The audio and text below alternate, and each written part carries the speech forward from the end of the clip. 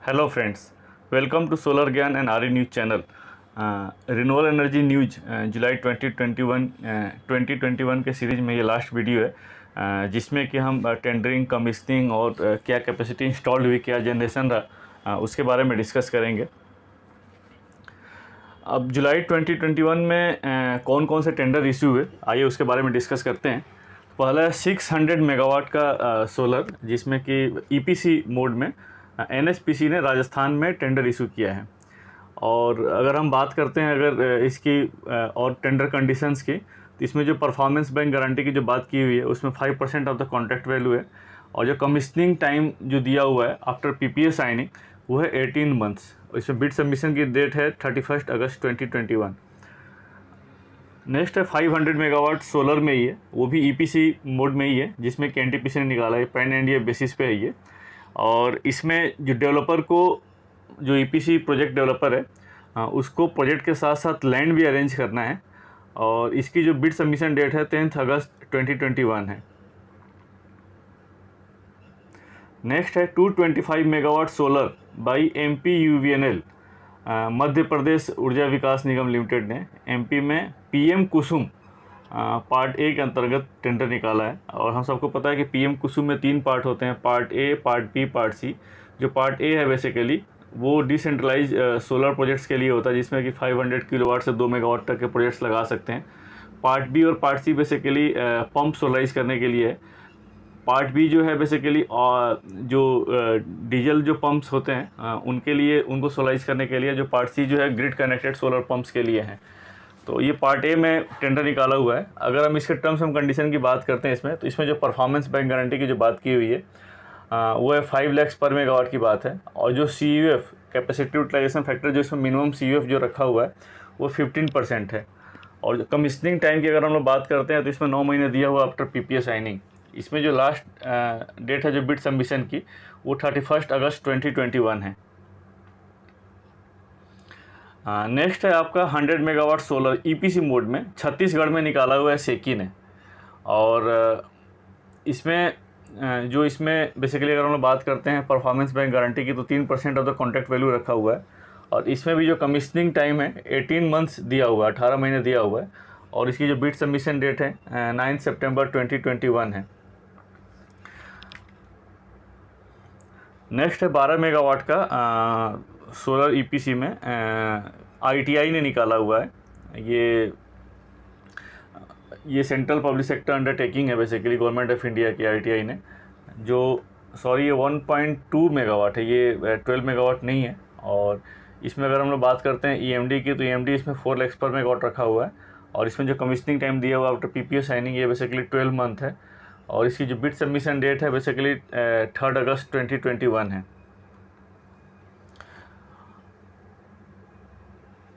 और इसके अलावा जो हम अदर टेंडर से यहाँ पर मतलब ये है कि ये टेंडर्स पहले निकले हुए हैं या कुछ स्पेशल टेंडर हैं। तो जैसे अगर हम बात करते हैं सेकी is reduced is 2500 megawatt ISTS 10th solar tender under EMRPP to 1200 megawatt. SECI ने ऑलरेडी इसका 2500 मेगावाट का टेंडर निकाला हुआ था कर्नाटका में EMRPP में। तो इस कैपेसिटी को जो 2500 मेगावाट की जो कैपेसिटी है उसको रिड्यूस करके 1200 मेगावाट कर दिया है। और 1200 मेगावाट में भी बेसिकली दो टेंडर है इसमें, 600 मेगावाट का। 600 जो मेगावाट है बेसिकली 2 डिस्ट्रिक्ट के लिए है। इसमें जो बिड सबमिशन डेट है बेसिकली 3 सितंबर 2021 है। और प्रोजेक्ट कमीशनिंग की अगर हम लोग बात करें, तो पीपीए साइनिंग से 18 महीने की डेट है इसमें। नेक्स्ट है NIT issued by SECI for procurement of power from 2000 megawatt hour stand alone energy storage system. इसके बारे में ऑलरेडी मैंने आपको पिछले वाले वीडियो में बता रखा है। ये इसमें भी NIT पब्लिश किया हुआ है, नोटिस इनवाइटिंग टेंडर। इसका जो डिटेल RFS है, वो जो डॉक्यूमेंट्स इसका अवेलेबल होगा, वो 31 अगस्त 2021 से अवेलेबल होगा। इसमें जो स्टोरेज जो सिस्टम लगाना है बेसिकली डेवलपर को जो लगाना है, इसमें build, operate and own basis पे लगाना है इस सिस्टम को। अब हम बात करते हैं कौन कौन से टेंडर की डेट एक्सटेंड हुई है। तो अगर हम फर्स्ट नंबर बात करते हैं 2500 megawatt thermal plus RE bundling by SECI. ये बेसिकली बहुत बार इसका एक्सटेंशन हो चुका है। अभी जो इसमें डेट की एक्सटेंशन की गई है 12 अगस्त रखी गई है। और अगर हम लोग बात करते हैं, टेंडर आपका मार्च 2020 में ही निकला था, मतलब मोर देन 1 ईयर हो गया इसको टेंडर निकाले हुए। इसमें कमीशनिंग डेट जो रखी हुई है 30 मंथ है। नेक्स्ट REMCL ने 740 मेगावाट का टेंडर निकाला था पैन इंडिया बेसिस पे, जो रेलवे के लैंड्स पे लगेंगे। इसकी डेट एक्सटेंड करके 26 अगस्त 2021 कर दी गई है। ये टेंडर आपका भी जून में ही निकला था, जून 2021 में ही निकला था। नेक्स्ट है PSPL, Punjab state power corporation limited ने 250 मेगावाट के बेसिकली 2 टेंडर निकाले हैं। एक तो विद इन पंजाब प्रोजेक्ट्स लगाने हैं, और एक आउटसाइड पंजाब, मतलब पैन इंडिया बेसिस पर डेवलपर के स्कोप में है कि वो कहाँ पर प्रोजेक्ट्स लगाना चाहता है। तो अगर हम लोग पैन इंडिया बेसिस पे बात करते हैं, इसका मई 2021 में ही टेंडर निकला था। उसकी जो डेट है, उसकी डेट एक्सटेंड करके 3 अगस्त 2021 कर दी गई है। और जो विद इन पंजाब है, उसकी जो डेट है, उसकी डेट 31 जुलाई 2021 कर दी गई है। नेक्स्ट है 50 मेगावाट का solar PV and agro PV by SECI ने इसका टेंडर निकाला था, जो कि तमिलनाडु के लिए था ये। और इसकी भी डेट एक्सटेंड करके आपको 20 अगस्त 2021 कर दी गई है। इसमें जो मिनिमम CUF जो रखा गया था, इसमें थोड़ा सा डिटेल बता देता हूँ आपको। जो मिनिमम CUF जो रखा गया था इस टेंडर के लिए 50 मेगावाट के लिए 24.1% रखा गया था। और इसकी जो परफॉर्मेंस बैंक गारंटी है 3% ऑफ द कॉन्ट्रैक्ट वैल्यू है। और जो कमीशनिंग पीरियड इसका रखा गया 12 मंथ रखा गया है। नेक्स्ट है NHPC का 50 मेगावाट का फ्लोटिंग सोलर के लिए EPC मोड में निकाला था केरला के लिए, जून 2021 में ही निकाला था। इसकी डेट जो एक्सटेंड करके 5 अगस्त 2021 कर दी गई है। नेक्स्ट REMCL ने 15 मेगावाट का विद स्टोरेज निकाला था, 7 मेगावाट ऑब्लिक 40, मतलब 7 मेगावाट का मतलब एट ए टाइम 7 मेगावाट मिलना चाहिए। और जो टोटल कैपेसिटी स्टोरेज की 14 मेगावाट आवर ये है। ये महाराष्ट्र के लिए निकाला था, रेलवे लैंड्स पे लग सकते थे, जून 2021 में निकाला था। इसकी जो डेट है एक्सटेंड करके 9 अगस्त 2021 कर दी गई है। नेक्स्ट REMCL का ही है, ये भी 15 मेगावाट का निकाला था। और इसकी भी सेम वैसे ही विद स्टोरेज है, 7 मेगावाट एट ए टाइम मिलना चाहिए मैक्सिमम। और जो टोटल स्टोरेज कैपेसिटी है 14 मेगावाट आवर की है। ये भी महाराष्ट्र के लिए निकाला गया था, रेलवे लाइन्स पे ये प्रोजेक्ट्स लगने थे, जून में ही निकाला गया था। इसकी भी डेट जो है 17 अगस्त 2021 कर दी गई है। अब हम बात करते हैं कौन कौन से प्रोजेक्ट्स की ऑक्शन इस मंथ में कंप्लीट हुई है। तो फर्स्ट नंबर पर आता है रमसल का, 550 मेगावाट का निकाला था। ये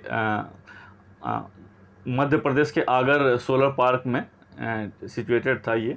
और ये प्रोजेक्ट जो सोलर पार्क में लगने थे, इसका जनवरी 2020 में टेंडर निकाला गया था। और अगर हम लोग बात करते हैं इसमें जो रिवर्स ऑक्शन के बाद जो टैरिफ जो निकल गया है, इसमें टैरिफ 2.44 और 2.46 निकल गया था।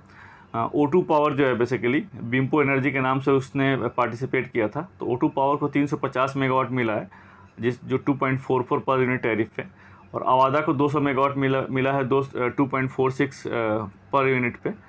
और ये बहुत ही कम्पिटिटिव, अगर हम लोग बात करें तो बहुत ही कम्पिटिटिव रेट है ये। नेक्स्ट है MSDCL ने निकाला था 500 मेगावाट का सोलर का पैन इंडिया बेसिस पे। और ये मई में टेंडर निकला था इसका। इसमें भी अगर हम लोग बात करते हैं टैरिफ की, तो एक में सोलर को 300 मेगावाट मिला था, 2.42 पर यूनिट पे मिला था। और रिन्यू पावर को 200 मेगावाट मिला था, 2.43 पर यूनिट पे। नेक्स्ट है जिसका जो ऑक्शन कंप्लीट हुआ था वो रमसल का ही था। इसने शाहजहाँपुर सोलर पार्क है, उस सोलर पार्क के अंदर जो प्रोजेक्ट्स लगने थे उसके लिए टेंडर निकाला था 450 मेगावाट का। और ये भी टेंडर जनवरी 2021 में पब्लिश हुआ था। इसमें भी कई बार डेट एक्सटेंड की गई थी। इसमें अगर हम लोग बात करते हैं टैरिफ, तो टैरिफ इसमें बहुत ही कम्पिटिटिव रेट आया है। मैं कम्पिटिटिव रेट इसलिए यहाँ पर बोल रहा हूँ कि अगर हम लोग टैरिफ 2.4 या 2.3 की बात करते हैं, तो हम सबको पता है कि ये अप्रैल 22 से इसमें BCD लग जाएंगे, बेसिक कस्टमर ड्यूटी लग जाएगा, जिसमें कि मॉड्यूल पर 40% है और सेल पर 25% है। तो उस BCD इम्पैक्ट को भी इस टैरिफ में कंसीडर किया गया है। और प्लस जो भी अब आने वाले जो भी 1 अप्रैल 2021 के बाद जो भी टेंडर्स आ रहे हैं, तो इसमें ये मैंडेटरी है कि जो इसमें जो पब्लिक प्रोक्योरमेंट है या गवर्नमेंट प्रोक्योरमेंट है, उसमें ये मैंडेटरी है कि ALM लिस्ट से ही होना चाहिए, जो भी सर्टिफाइड है। तो मिनिस्ट्री ऑफ रिन्यूएबल एनर्जी ने मार्च में एक लिस्ट निकाली थी, approved list of model and manufacturers की लिस्ट निकाली थी। तो ये जो बेसिकली जो मैन्युफैक्चरर्स होंगे या जो अप्रूव्ड जो पैनल्स होंगे, ये बेसिकली उसी लिस्ट से होने चाहिए। तो अगर इन दोनों चीज़ों को कंसीडर करते हैं तो उस पॉइंट ऑफ व्यू से ये टैरिफ जो निकल के आया बहुत ही अच्छा टैरिफ है। अगर हम जो 450 मेगावाट सोलर शाहजहाँपुर की बात कर रहे हैं तो इसमें हम लोग देख सकते हैं 220 मेगावाट बेसिकली इसमें सोलर पार्क में बेसिकली जो प्रोजेक्ट्स होते हैं वो पॉकेट वाइज होते हैं। तो इसमें 3 पॉकेट में निकाला गया था जो 450 मेगावाट का था। एक पॉकेट 125 मेगावाट का था, एक 105 मेगावाट का था, एक 220 मेगावाट था। तो एनटीपीसी ने 220 मेगावाट और 105 मेगावाट दोनों पॉकेट के लिए इसने लोवेस्ट टैरिफ कोट किया था 2.33 और इसको अवार्ड हो गया है। सोलर एराइज को 125 मेगावाट मिला 2.34 पर यूनिट पे। तो एक बहुत ही कॉम्पिटिटिव रेट है। तो ये बेसिकली तीन मेजर ऑक्शंस कंप्लीट हुए थे ये जुलाई 2021 में। अब हम बात करते हैं कि जुलाई में कौन कौन से बिड्स सबमिशन हुई है। तो सेकी ने 1785 मेगावाट का टेंडर निकाला था राजस्थान के लिए मार्च 2021 में। तो इसके अगर रिस्पांस की हम लोग बात करें तो देखिए रिस्पांस कितना आया है। रिस्पांस बहुत ही अच्छा है। ये 1785 मेगावाट के करस्पॉन्डिंग 10,000 से ज़्यादा कैपेसिटी के लिए बिड्स आई हुई है यहाँ पर। और इसमें कंपनियों के नाम भी दिए हुए हैं। जैसे एक मैंने पूरा टोटल 1785 मेगावाट के लिए इसने बिड सबमिट किया है। अदानी ने 600 मेगावाट के लिए किया है, O2 पावर ने 600 मेगावाट के लिए किया है, एनटीपीसी ने 600 मेगावाट के लिए किया है। आप अगर नाम इसमें इस डिस्प्ले पे दिख रहा होगा, अगर हम नाम में जाते हैं सारी बड़ी कंपनियों ने इसमें बिड सबमिट किया हुआ है। नेक्स्ट है रमसल का 500 मेगावाट का सोलर जो है नीमच सोलर पार्क में जो प्रोजेक्ट्स आने वाले हैं उसके लिए बिड सबमिशन है। और ये भी जो टेंडर जनवरी 2020 में निकला था। अगर इसके रिस्पांस की बात करते हैं तो इसका रिस्पांस भी बहुत ही अच्छा है। 500 मेगावाट के अगेंस्ट में 7500 मेगावाट की इसमें बिड्स आई हुई हैं। तो और इसमें भी सेम वैसे ही आप लिस्ट में देख सकते हैं सारी बड़ी कंपनियों ने इसमें पार्टिसिपेट किया हुआ है। और हम लोग बात करते हैं कैपेसिटी इंस्टॉल की। चूँकि जुलाई का डेटा नहीं होता तो जनरली 1 मंथ पहले का ही डेटा हम लोग अपडेट करते हैं। तो इसमें जून 2021 में जो कैपेसिटी इंस्टॉल हुई है उसकी हम लोग बात करते हैं। तो as per ministry of new and renewable energy report solar में 1248 मेगावाट कैपेसिटी कमीशनड हुई है। और हम इसमें आप थोड़ा सा कंफ्यूज मत करिएगा, जो कॉलम में दिया हुआ है पर्टिकुलर मंथ्स में वो मेगावाट में दिया हुआ है और जो क्यूमुलेटिव फिगर दिया हुआ है वो गीगावाट में दिया हुआ है। 1000 megawatt is equal to 1 gigawatt. तो सोलर जो है जून में 1248 मेगावाट लगा था, जो कि अब तक की जो क्यूमुलेटिव कैपेसिटी है जून तक 42.33 गीगावाट हो गई है। और विंड जो है बेसिकली 44 मेगावाट लगा था और उसको कंसीडर करते हैं जो टोटल क्यूमुलेटिव कैपेसिटी है विंड की इंडिया में 39.48 गीगावाट हो गई है। स्मॉल हाइड्रो प्लांट में कुछ नहीं लगा था और बायो में भी कुछ नहीं लगा था। तो टोटल जो पूरे जून में अगर रिन्यूएबल एनर्जी जो कैपेसिटी लगी है 1292 मेगावाट लगी है। और टोटल इंडिया की जो क्यूमुलेटिव कैपेसिटी है 96.95 गीगावाट हो गई है। और अगर हम लोग component wise technology component wise अगर हम लोग परसेंटेज शेयर की बात करते हैं तो इंडिया सोलर जो है फर्स्ट पोजीशन पे 43.6% के साथ साथ फर्स्ट पोजीशन पे। विंड जो है 40.7% के आसपास है। एसएसपी 4.9% के आसपास है और बायो 10.6% के पास है। अब हम बात करते हैं रिन्यूएबल एनर्जी जनरेशन की। तो जून 2021 में कितनी जनरेशन हुई रिन्यूएबल एनर्जी के फील्ड में उसके बारे में देखते हैं। और ये जो डेटा है basically central electricity authority CEA की रिपोर्ट के बेसिस पे डेटा है ये। और हम लोग देख रहे हैं कि टोटल जो जून में जनरेशन हुआ है रिन्यूएबल एनर्जी का वो है 17,090 मिलियन यूनिट्स। और मैं आपको यहाँ पर ये भी अपडेट कर दूँ, जो मैं अगर रिन्यूएबल एनर्जी की बात करता हूँ तो इसमें लार्ज हाइड्रो को मैंने कंसीडर नहीं किया हुआ है। अगर लार्ज हाइड्रो, अब हम सबको पता है कि मिनिस्ट्री ऑफ पावर ने एक नोटिफिकेशन निकाला था। उस नोटिफिकेशन के हिसाब से जो हाइड्रो प्लांट है वो भी अब रिन्यूएबल एनर्जी कंसीडर किए जाएंगे। इससे पहले कंसीडर नहीं किया जाता था। तो फिलहाल अभी हम इसमें लार्ज हाइड्रो को कंसीडर नहीं किए हैं, स्मॉल हाइड्रो तक ही इसमें लिमिटेड है। अगर लार्ज हाइड्रो कंसीडर करेंगे तो रिन्यूएबल एनर्जी की जो कैपेसिटी जो जनरेशन कैपेसिटी है वो और बढ़ जाएगी। फिलहाल अभी हम यहाँ पर देखते हैं जो टोटल जून में जो आरई जनरेशन हुआ है वो है 17,090 मिलियन यूनिट्स। और अगर हम टेक्नोलॉजी वाइज बात करते हैं तो सबसे ज़्यादा जनरेशन विंड में हुआ है। ये इस समय एक्चुअली जो मानसून का सीज़न होता है इस पर्टिकुलर जुलाई और अगस्त मंथ में, तो ये विंडी सीज़न होता है इसमें और जनरेशन भी ज़्यादा होती है। तो आप देख भी सकते हैं सोलर विंड की कैपेसिटी हमें जस्ट अभी हमने देखा, इसमें सोलर की कैपेसिटी ज़्यादा ही है और विंड की कैपेसिटी कम है। फिर भी अगर हम लोग जनरेशन की बात करते हैं तो विंड का शेयर सबसे ज़्यादा है, उस कैपेसिटी के करस्पॉन्डिंग विंड ने ज़्यादा जनरेट किया है due to the windy season. तो 9,725 मिलियन यूनिट्स जनरेट हुआ है, जो कि टोटल आरी जनरेशन का 56.9% है। सोलर जो है जनरेट हुआ 6,000 मिलियन यूनिट से करस्पॉन्डिंग, जो कि 35.1% है। बायोमास 317 मिलियन यूनिट जनरेट हुआ 1.86, bagasse 151 million units 0.89%, small hydro 725.57 million units जो कि 4.25% शेयर बनाता है, एंड अदर्स में 164 मिलियन यूनिट्स है जो कि 0.96% शेयर है टोटल आरी जनरेशन का।